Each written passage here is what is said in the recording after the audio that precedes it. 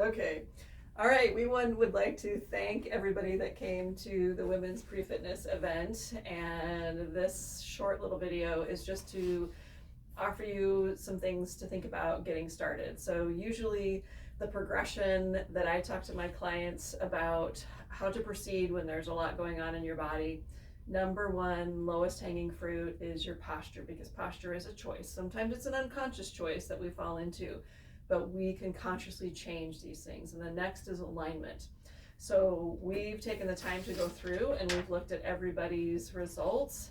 And we're going to share with you the percentage of who didn't meet the criteria that we were looking for. And remember, this criteria is based on science. So this is not just our opinion, this is based on science. So if you get your body into better posture and better alignment, your body will begin to shape itself in a way that is helpful and functional and good for your ability to move and good for your health.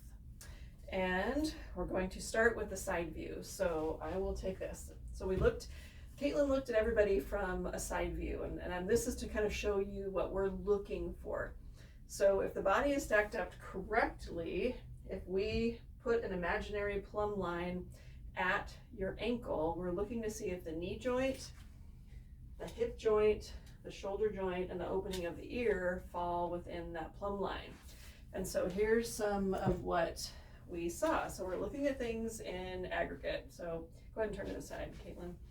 So first of all, we start at the feet. We asked you about the weight in the heels, and only 30% of the people said they did not feel the weight in their heels. And I think I talk about that incessantly, so that's maybe one of the reasons why. But one of the biggies was the knee joint fell out of the plumb line. And I would guess most of the time it was falling forward from the plumb line. Yep. So a lot of saggy knees, and we didn't take a lot of detail on it. Was it in line or was it not?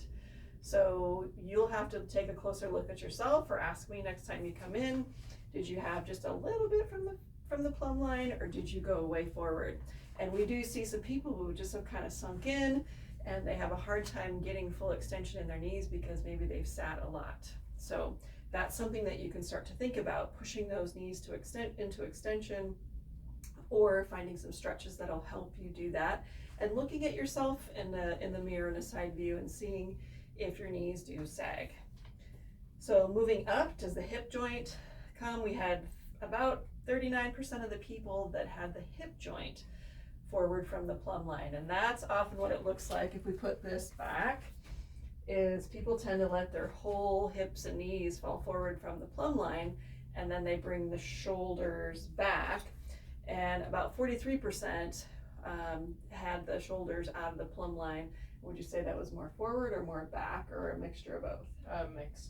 A mixture, says Caitlin. And then one of the opening of the ear, we looked at that from the side view. About 35% had their ear forward from the plumb line. But the big one was 57% of the people did not have alignment of the eye to the base of the skull.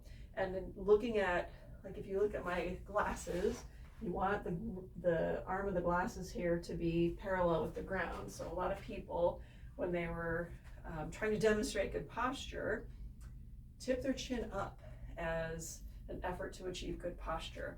And that is not what you're looking for. You're looking for that levelness of the eyes. You want your eyes to the horizon.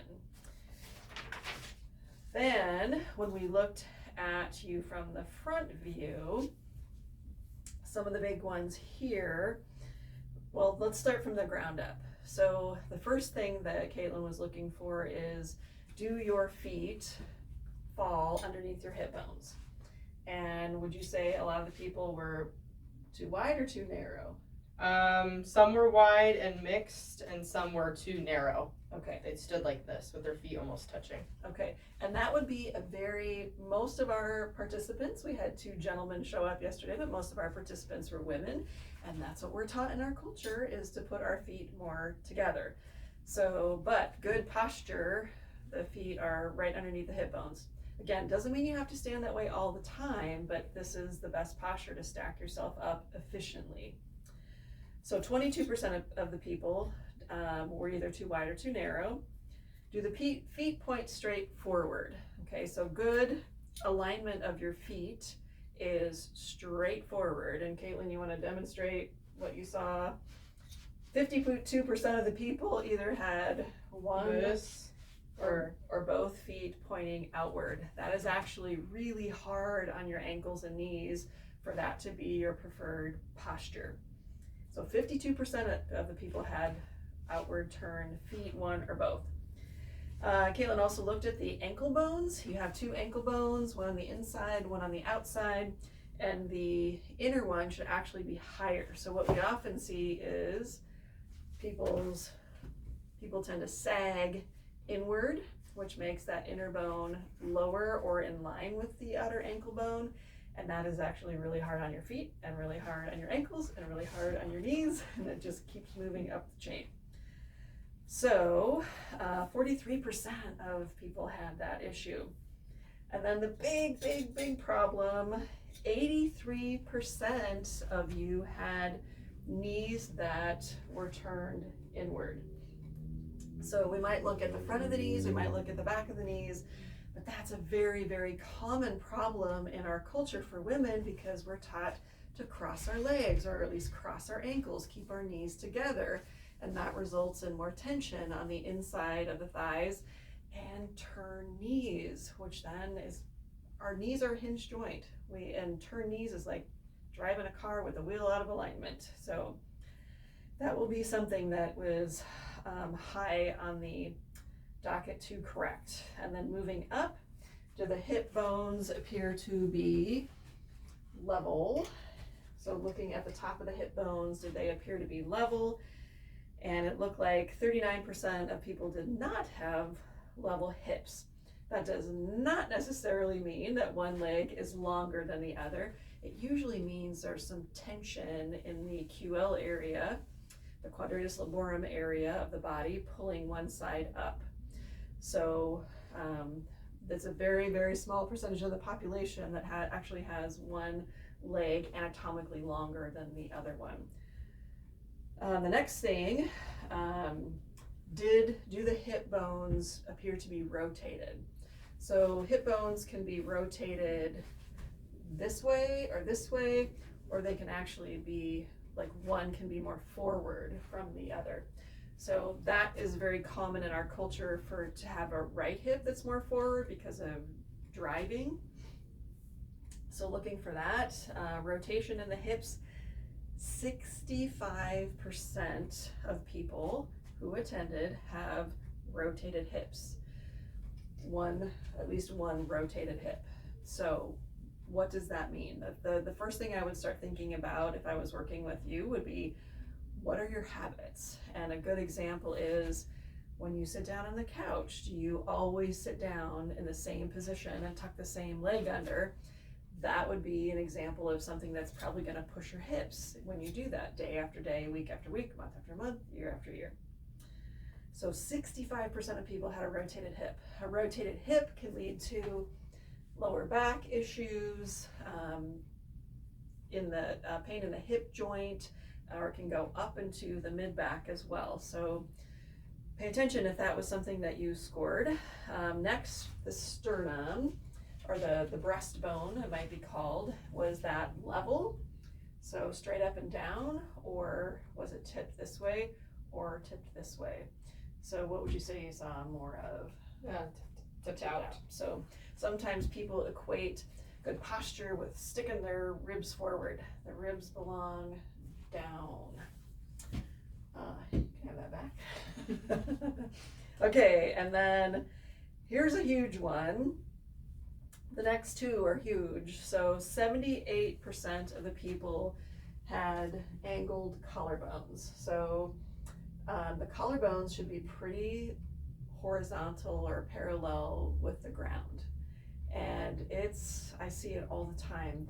And even Caitlin has, because she's a doctorate student, so she's been studying for many years. So she has tension, and she's probably forward on her computer. So she has very angled collarbones. And if you look at mine, I've been working on this for several years now and to try to keep mine in good alignment, because I used to be on a computer a lot too in my previous job. So mine are pretty horizontal. So why is that a problem? So if the collarbones are more angled, that means it's pulling the joint from the collarbone to the sternum or the breastbone. The joint that goes into the shoulder can be then out of alignment as well. And then if you go to lift something heavy, you want to start doing weights, or you want to do planks or something, you're going to end up potentially injuring something. So starting to bring the collarbones down, first it's a mental effort of not pulling them up, and then you'll get some stretches to do as we get more information together for you. And then the next is the shoulders being level. 82% of our attendees had one shoulder that was either higher or lower than the other. And how do you know which one's high and which one's low? So you judge that often by the position of the collarbones. So if you have a collarbone that's more unlevel or more angled, then you probably have a higher shoulder on the side where the collarbone is more angled. And remember, we want the collarbones more horizontal, so we need to try and get the sides down. But ultimately, we want and need symmetry in our bodies in order for them to function best. So that was a quick overview of the posture aspect of our event. So look at your own sheet that you brought home with you and look where your low-hanging fruit is in terms of posture. So some of what we were looking at is posture, like how you choose to stand, and some of it is alignment. So when it's alignment, like the collarbones, you can't choose to bring your collarbones all the way down. Your body, your fascia has remolded itself and has become sort of stuck in that position. But you can remold it back into a better position with effort and time. So some of the things when you get to alignment, we'll be putting out some stretches that will be good for you to do to help to start to reshape the alignment of your body. And then we'll get into the rest of the mobility stuff that we did at the event in a separate video. Anything else? That's it. Okay. All right. Thank you.